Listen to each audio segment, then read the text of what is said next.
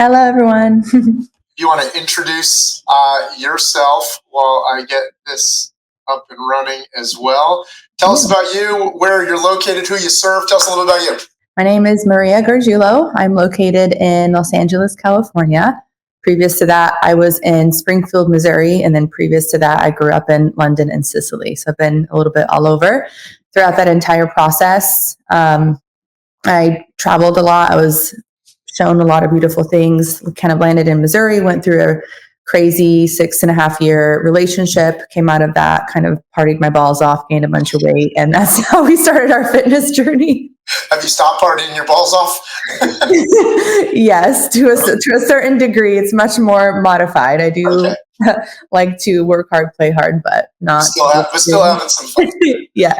Amazing. We're excited to spotlight your story today. And for those of you who've listened in weekly to these spotlights, I think they serve both as inspiration to others, right? As a if she can, I can type of thing. But we also want to make sure that this isn't just like a look how awesome she's doing or look how awesome our coaching program is. We want to make sure that you walk away with some tangible value of what's working right now in 2024. So, Ray, how about you give us like the 2-minute snapshot of a year ago, right before you came back to Champ Dev? What were you feeling stuck with? What were you struggling with? What wasn't working? And then give us a couple of like the highlight headlines of where your business is at today. Yeah, so we came together October 2023. And for a good year and a half before that, I had actually switched my business model from doing high ticket to low ticket. And the reason I did that is because I was so burnt out before. And I was just worried that because of the economy, that high ticket wasn't going to be as profitable. So I wanted to switch something that more people could do, serve a greater audience. And what that led me to figure out is that it doesn't align with my values, and that it was still so much work. And also because of the lower ticket approach, I felt like I wasn't serving the same type of clientele I was before. So results were a little bit more difficult. They weren't showing up as much. I was still kind of working. I also loved providing value. And so with that amount that I was charging, I just wasn't able to give my knowledge. And so because of that, they weren't getting as good of results. And then I started to question my business model, my skills as a coach. I was getting burnt out. I'm like, what is happening? Am I too old for this? Like, what is going on? So that's kind of how, Angelica is a friend of mine. She came over to my house and I was asking her, and she was talking about how she only flies first class. And I was like, who's your coach right now? She goes, Mike Chu. I was like, okay. And that's how we found each other. But a couple of highlights since I've been back. I've had 2 of my top projected revenue months in my entire business history. I'm pretty sure cash collected as well to follow with that, which felt really good. And also another highlight is just having something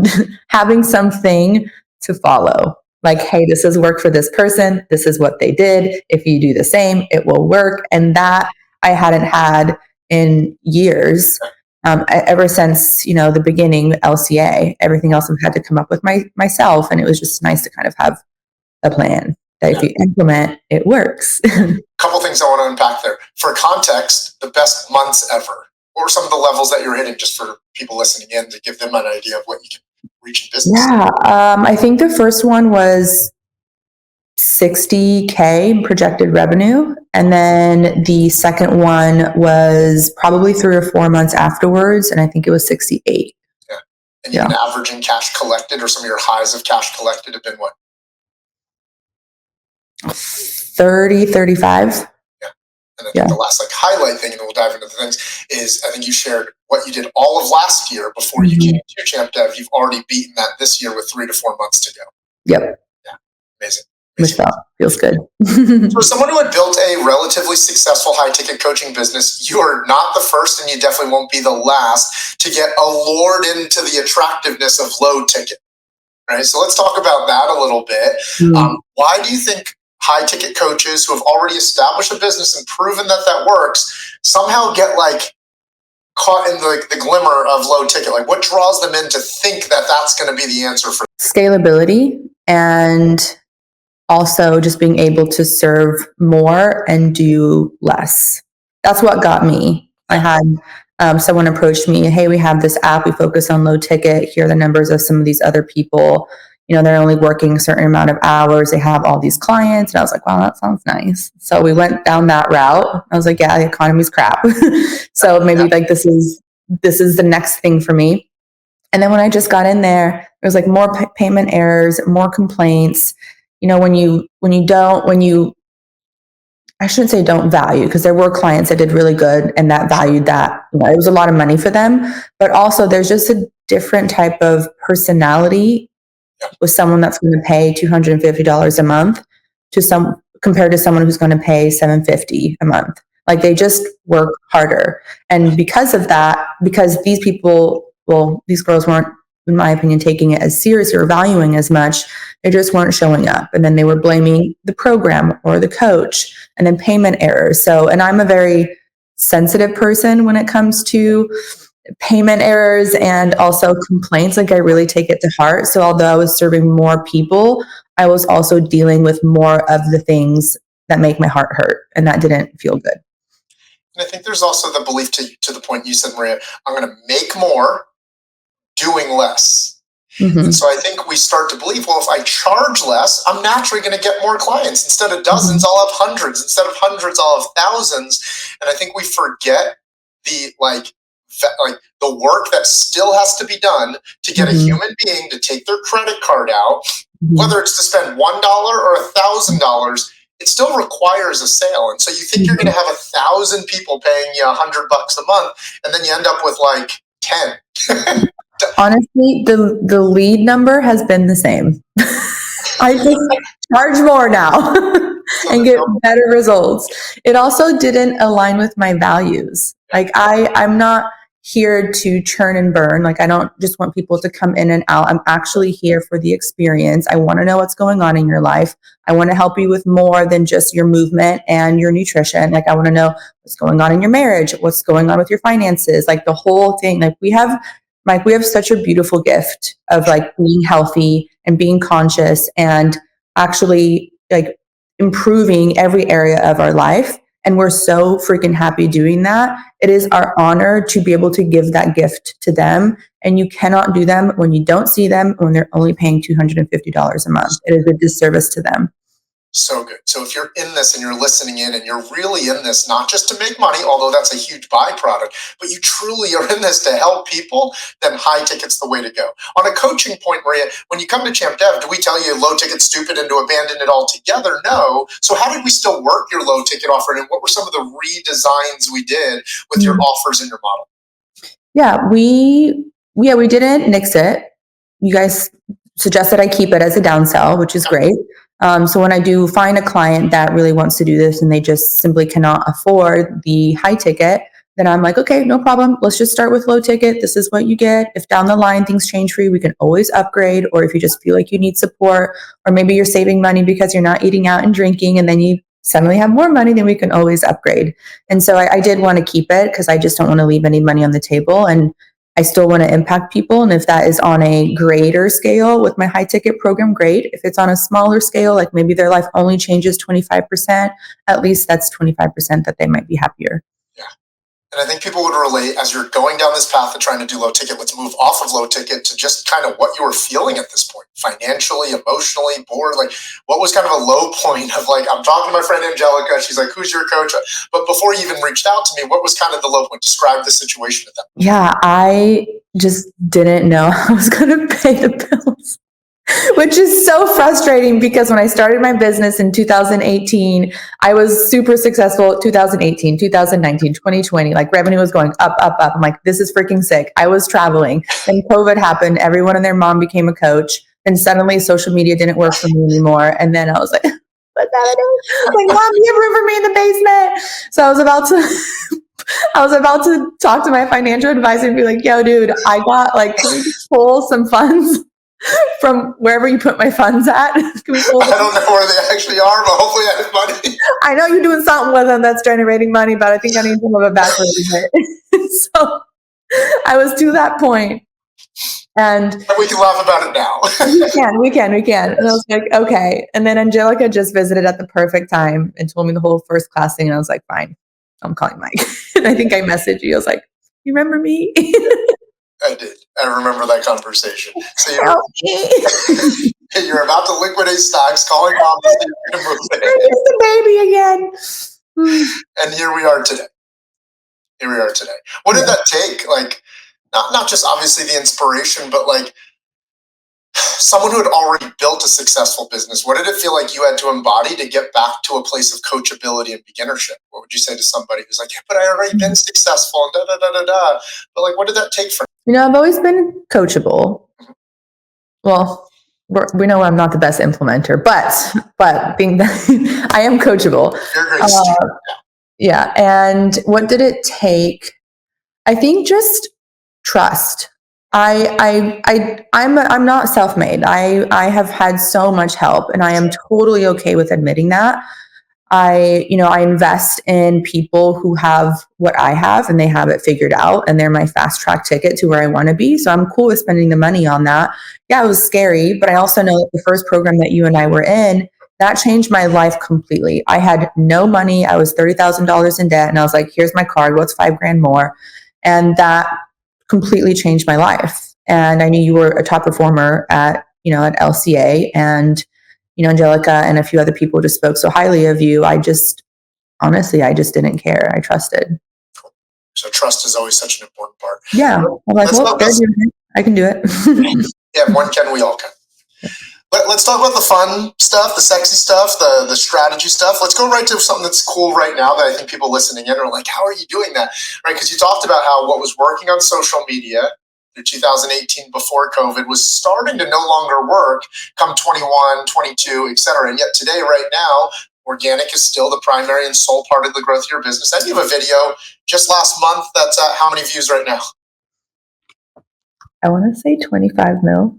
25 million views. Wait. Let's get the accurate numbers. Hold on here. You want to go to our Instagram page? Ooh, 27. That means you got like 2 million more views just overnight. I gotta look up what's the most viral video that's ever happened. I wonder how many million views that is. And I'm not even monetizing this.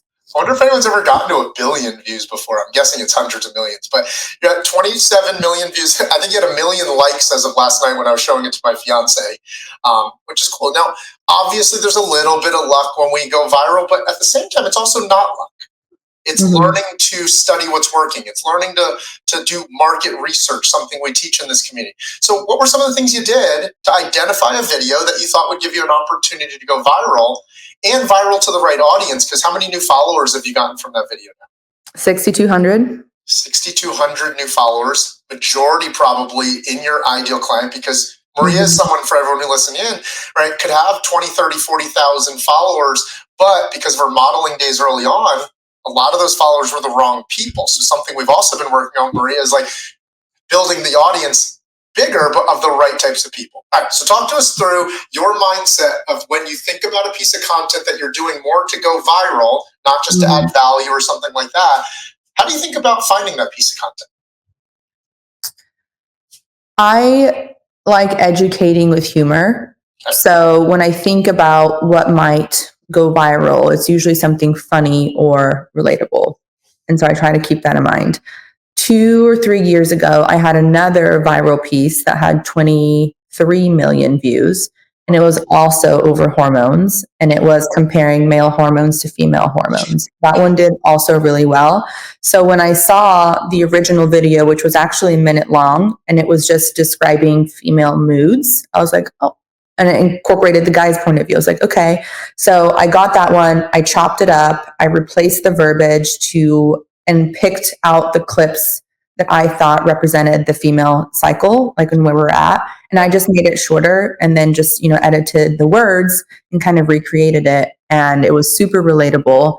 And yeah, it's done really well. So I think what I have, which I already knew this, is just sharing more content on female hormones, but also making it funny and maybe just incorporating the guy's point of view, because it's easily shareable to both men and women. Walk us through how you'll not just feel like you have to come up with creative, brand new ideas from scratch, but how you'll like steal ethically what's already on your done for your page. Like, how do you think about that? If it makes me laugh, then I think it's going to make other people laugh. And so I'll take it and I'll study it. and I'll be like, okay, how can I make this health and fitness related? How can I make this female really woman related? And then I will just go in and replace the text and then try and find like a catchy hook to go in the caption. And yeah, just make sure that it's all relatable. And honestly, that was something I edited on my couch watching TV. It didn't have a ton of thought involved.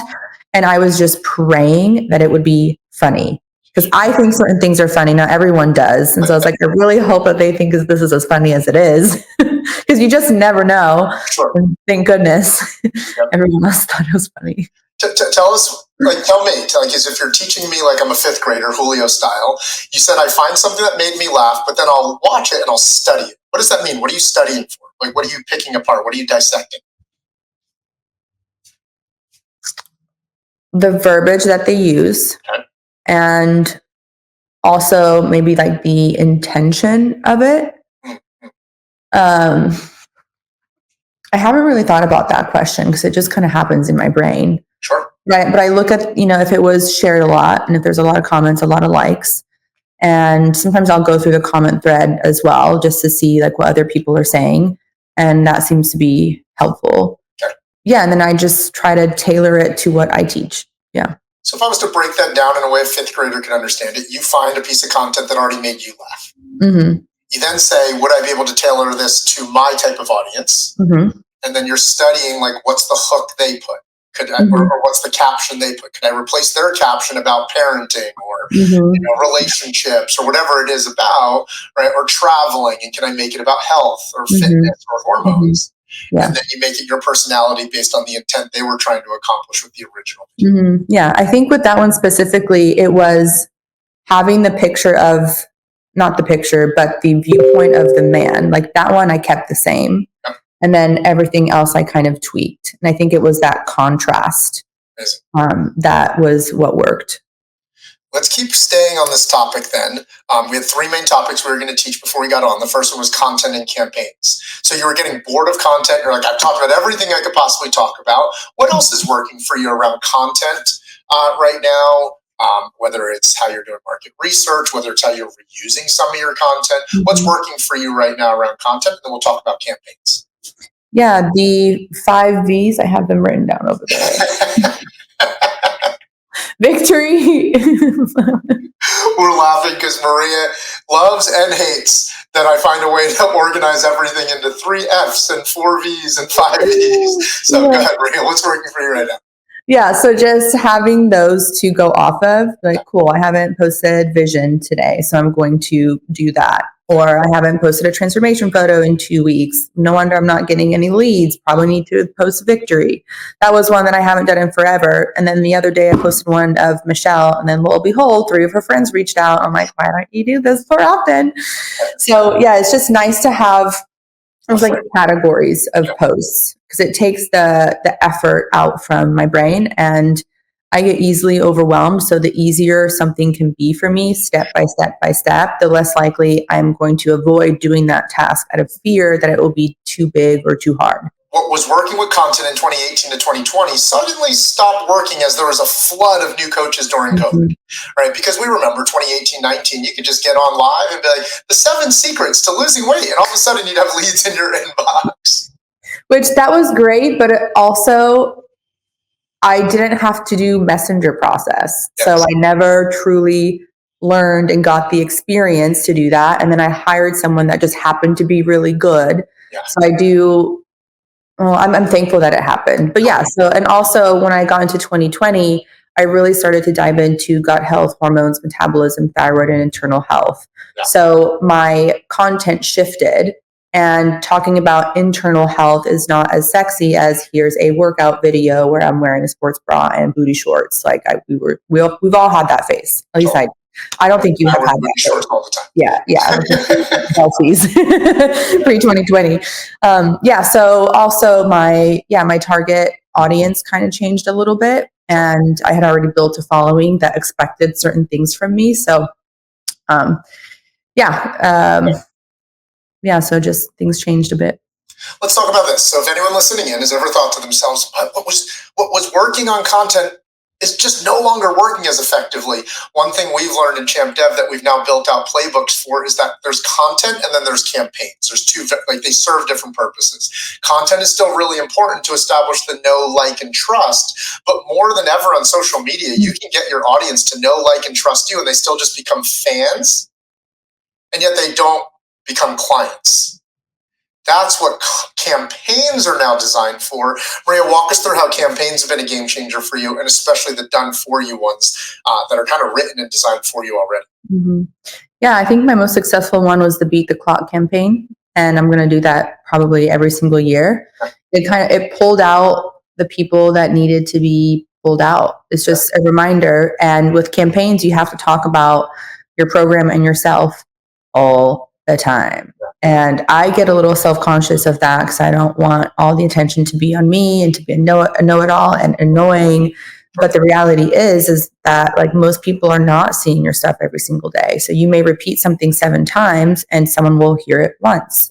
So by just repeatedly talking about it over and over and over again, we were just getting tons and tons of leads. And of course, the extra time too was nice. And then the cool thing about that is so I think I was selling 6-month programs at the time, and I was doing an extra month. So 7 months afterwards, after that big increase, then we had a huge retention month, which was really cool. So then we had another, super successful month. So that felt good. Okay, yeah. Continue. No, that's it. So what I heard you say though is that campaigns almost force you to have to talk about what your program actually is, because people can follow you and still be sitting there going, what does this girl do? Yeah. Or like, what does she actually offer? And if people aren't clear on that, they're never going to reach out to you for your help if they don't even really understand what it is you do. So we've designed these campaigns that you can run every month in your community that really answer 3 questions to your audience. What do you do? What do you offer? And why should I consider working with you right now? Mm-hmm. Yeah. Start doing that monthly and you see influx of leads. Maria called it like pulled those leads out. We call it shakes the tree, right? It shakes the tree and it gets the apples to fall, so to speak, that have been lingering and watching, and they're ready to buy now. So that's been content and campaigns. We talked a little bit about your sales process and offers. Let's just touch on that a little bit more. You went to the low ticket. You got back to offering high ticket as your main thing. Low ticket is a drop down. What were some of the fundamental or foundational things you put back into place with your sales process? Messenger, 2-call, stuff like that. Yeah, I went back to the 2-step application process. So we did a 20-30 minute discovery call to assess goals. And then after that, we have them do some homework. And then we go into what I call is like a final interview or a strategy call. And then we just make sure that the vibe is there and that they're committed, and that has worked really well for us. Before it was just a 45-minute 1-call close, which was less stressful, I would say, because like I knew I could sell $250, but then the aftermath of that was not worth the little bit of stress that I saved on that call. Totally. Before we move to what most likely will be about the last topic and some final thoughts, if you're on IG Live, I see a bunch of you hopping in or here. If you have any questions for Maria, feel free to put them in the chat. If something is a takeaway, feel free to share it in the chat or in the comments, and we'll see if we can get to a few of them towards the tail end here. Maria, so kind of 2-part questions as we start to close. Anything else strategically that's coming to mind that has allowed you to make more this year already than you did all last year? Allowed you to go from 10 to 20K months to more averaging 30 to 40K months. Anything strategically that I haven't asked you about yet that you're like, oh, I got to share with them this? Anything coming to mind? Yeah, retention. See, with when I was doing low ticket, I wasn't hopping on calls. So when their program expired, we would just be like, hey, like, would love to continue working with you. And they're like, no, I'm broke, and then they wouldn't do anything. Where now I go on a little retention 30-minute call and see where they're at, and then book another call and then, re-sign that client. So retention has been huge. There's still lots of room for improvement there, but compared to what we were doing before, it's been, it's so great. What has retention done for like the stability or the scalability of your business? What have you, or even like your own regulated nervous system when there's ups and downs to business? What has retention done for your business? It has given me more reoccurring monthly revenue. So I want to say, and I'll have to go back and see specifically, but I want to say that each month my monthly recurring revenue is just a little bit more, which feels good. That tells me that if I did want to take a month off to go to London, Spain, and Burning Man, which I don't suggest doing all of that in 30 days. Like I'm going to be okay. CEO and entrepreneur, sure. I did try to work during that whole process. It's just different. Content wasn't as consistent. Calls were kind of harder to book and more spread out, which made the sales process difficult. But, I'd be like, okay, cool. Like my business can float for a couple of months and I'll be okay. Because you were gone for how long? Because as you hear us joking, this just happened a month or two ago, where you went to Spain, London, Burning Man, back to back to back to back to back. You were gone like almost for how long? 6 weeks. And 2 years ago, if you were running an old business model and you went away for 6 weeks, you would have come back to what financially? Debt. I mean, I wouldn't have gone. Yeah. I wouldn't have been able to afford it. What I was going to ask you as you started talking about all of that is, now that you have this stability after 1 full year in Champ Dev of a business, something that we pride ourselves on is a business that's more sustainable and scalable, right? Mm-hmm. Yes, we want to grow fast, but we want to grow built to last. What has that allowed you to start getting excited about for the next 12 to 36 months of your business? How has that allowed you to get back to dreaming and having a vision for your business versus just 1 year ago, the vision was, hey, Mom, can I move into the basement? Right? So what does that allow you to start to plant some seeds about for the future of your company? Yeah. So, I mean, whenever I started, we just put me straight into P2P Gold. And I quickly outgrew that. So I was like, Mike, I have a team. I need more support. And so being in 7-figure CEO has allowed for me to get supported on staffing. And a big thing for me, like I've been hustling since I was 14, always having 2 to 3 jobs. Then I started my own business and thought I would have freedom. And now I just work 24/7. So like I'm in a point where I'm like ready to build a team and I'm slowly doing it.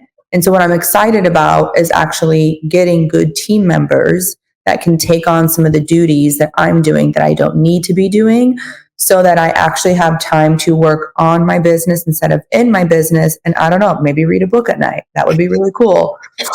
So I'm excited about that because I feel like this next year is really going to be that year for me. It'll be my Jesus year, 33. And yeah, I'm just excited for more freedom. And also with this new social media thing that I'm doing, an account I'm going to build, I believe that the content I'm creating, which I believe is actually good, will be opened up to my ideal target market. Because it's just going to be females, like no more men. Yeah. So by doing that, I'm going to build confidence in myself, in my social media, in my content. And then the leads will just be ever flowing my way. Ever flowing. There's a question from the audience before I ask my last question. Megan's asking, what kept you going through the time period when you were not getting leads and struggling to pay your bills? Maybe even just before you even reached out to Champ Dev. What felt like it was keeping you going? Or just answer whatever feels relevant for you during that season. The first thing that comes to my mind is I didn't have a choice not to continue going. Sure. I don't have a boyfriend. Like I've got no one else that's going to pay these bills. So I just had to show up every single day. I didn't have an option. But I guess if I take a second to think about it, it was like these girls that I work with need support. They need to be shown how life can be different.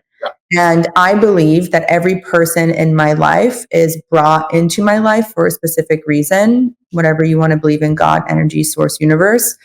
And if I don't do what I'm doing, then that person cannot come into my life and their life can't be changed. And then they can't change someone else's life. I kind of think of what I do almost like a butterfly, the butterfly effect, where like one flap of wings affects someone else on the other side of the world. This is trickle effect. And I was like, if I'm not going to do this, then who is? And I do believe the way that I teach is super, super special. It's very humorous and a little bit sexy sometimes. And fitness can be very serious. And I feel like when people see fitness and health as serious, they don't want to do it. So who else is going to educate someone on macros and make them laugh until they cry all in one session? It's like I had to do it. So, yeah, and I just, I don't know if does that answer the question? I didn't really have a choice. And also I just knew what I was doing was really special. Well, it makes me feel called to actually ask this as a piggyback to it, right? You are, Maria, extremely fun, you just shared how you like to make coaching fun. I think you shared with me before, like your style of one-on-one coaching calls. You and your ladies could be talking about poop to sex to macros to like all in the span of 30 minutes. And I'm like, from dating to gossiping about boys, like all in the span of a 30-minute call. And I'm like, that's impressive for a very serious, A-type personality over here. But I feel called to ask the other side, because you do make it sound so fun and so light. Walk us through like the really hard mental and emotional health moments of being an entrepreneur. Like, what is, like, if we were to be a fly on the wall, a camera in your apartment, what are some things we would see as you're growing a multi-six-figure business that aren't very pretty on the mental health and emotional side part, and how you work through it? Cortisol levels, man. I have struggled with cortisol levels for as long as I can remember. I was thinking, even pre-owning my business, I was working all these jobs, and then before that, I was, well, I don't want to say that in case they're watching, but anyways, like I just have always been stressed and very stress adapted. So if you were to take a look at my life from a bird's eye view, you might feel bad about how much I'm doing currently, and I'm working on delegating all of that. But I'm such a sensitive person that I think that if I wasn't so sensitive and take things to heart, that maybe I wouldn't be as stressed, because I'm constantly worried about my delivery and making sure clients are happy and that we're getting referrals. Like it crushes me whenever we do get a bad review, which isn't often, but yeah. And then you'd probably just see me like doing this a lot in my house because I have ADHD and I'm not medicated, and I do 10% of like 10 projects and finish none of them.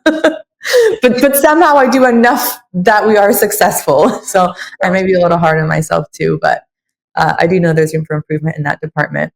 And it's going to be fun as you, over this next year or two, learn to step into your leadership. You learn to create systems and delegate, because I think that's all a part of your business scaling, but your business scaling in a way that you have a little more spaciousness and freedom. Yeah. I think the way you're wired, you're always going to work your ass off and hustle. It's a little bit like, I'm very resilient. Like, yeah. I'm not book smart by any means or street smart, but I will work really, really hard and I will not stop. And it's probably to my detriment. Like I'll make myself sick trying to get things accomplished. I have my final question, then we'll close then. At the end of the day, strategy is important.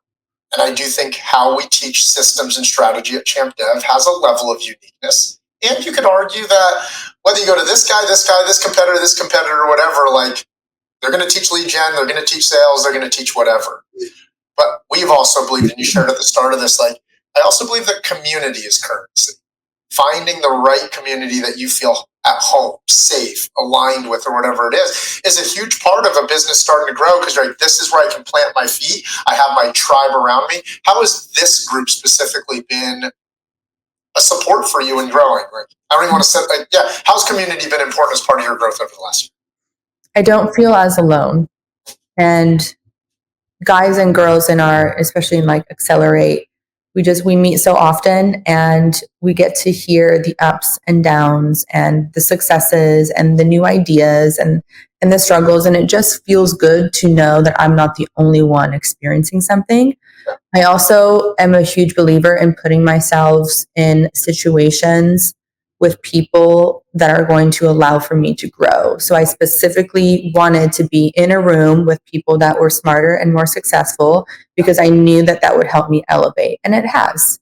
The other thing I wanted to mention too, especially after our Champ Dev live event, is the quality of the humans that are in this program. I have a really big community of friends here in LA, and I'm so thankful. And we're all genuinely good people. And I guess I didn't realize that there would be another version of that somewhere else. So when I went to Champ Dev, I was like, wow, these people genuinely care for others, themselves. They want to make a difference. And I kind of liken me recognizing that in people. And this is going to be so cheesy. Like, I feel like I have this little strand, like DNA strand in my heart. And when I meet someone that has that too, I recognize it. And I feel like all of us have that little strand that matches. Like there's just a thing that makes us different. And I can recognize that in the people that are in our group. Does that make sense? They say when you spot it, it means you got it. Oh, yeah. So you're able to spot that goodness in others and that little strength because you have it within you, and that's why you're able to see it. Yeah. On the flip side, it's like sometimes when we can see someone's jealousy and anger inside them, it's because we maybe have that within our own selves, right? But when you spot it, it oftentimes means you got it. So yeah, for sure. And community-wise, I know I'm excited for Hawaii next month and some of the growth and healing and excursions and funds that's going to happen there. But community is a huge part of what I pride myself in and what we've created here at GemDev. Yeah. Final thoughts? Any final shares, final thoughts? Maybe if you're speaking to the audience and they're in the community already wanting to grow, considering joining a community or this community. Any final thoughts? Every time that I have invested highly in myself, it has always come back tenfold, which is why I had no issue investing in your program. I just knew it was going to work out. And I'm a huge believer in being efficient with my time. And could I have Googled everything and figured it out on my own? Yeah, everything is on the internet. But did I want to spend the time to do that? And was I actually spending the time to do that? No. So I'm one of those people, like I'm not great at implementing naturally. So I need someone to be in my face, being like, hey, tomorrow have this done and I'll do it. But if you just give me a list of things that I need to do, I'm probably not. So that's why I went the coaching route, is because I wanted someone to be on my ass, tell me what to do, keep me on track, because I'll just flutter away and get distracted and then never accomplish something. So I've always had mentors, whether it's a health coach, a functional nutritionist, a business coach, a finance and wealth advisor. I think I have 2 coaches right now, 3 maybe. So investing in mentorship is the best thing that I have ever done with my life. Yeah. Thank you and for I will sharing. continue to do it. Yeah. Yeah, because I think I know that information doesn't always lead to implementation. Mm-hmm. And if there's no implementation, there's no real transformation. But even if one has all the information, I think part of coaching is also being told what to say no to right now. Like, great, you have all that, but we don't need to focus on that right now, because I believe sequence and nuance matters too, right? Just like with fitness clients, they can get all the information, but if they're not applying it in the right order, in the right way that works for them, in a way that's personalized, it still doesn't lead to the result. So very, very good. For those of you who hopped in and listened in, I hope this added value for you. When we do these spotlights, I told Maria when we got started, I always do them with the hope or the intention of 2 things. One, that you kind of leave with like, if she can, I can, right? Type of feel. If you hear others doing it, it means it's possible for you. And we also hope that you walk away with either something strategic or something in your thinking that you can start to embody or adopt yourself that will help you be more successful. Of course, if you're like, but Mike, I'd also rather you and your team help me do that exact thing, you can always DM me. We only work with the right people at the right time in the right situation. That's what's allowed us to foster the community we have. So no hardcore pressure sales. It's all by application. We can explore together if it's a fit for us to support you in Q4 going into 2025. Maria, thanks for taking the time to be here. Everybody listening in, thank you. We're going to hop off here now, everybody. Love you. Have a great week. Talk to you all soon. Thanks, everybody.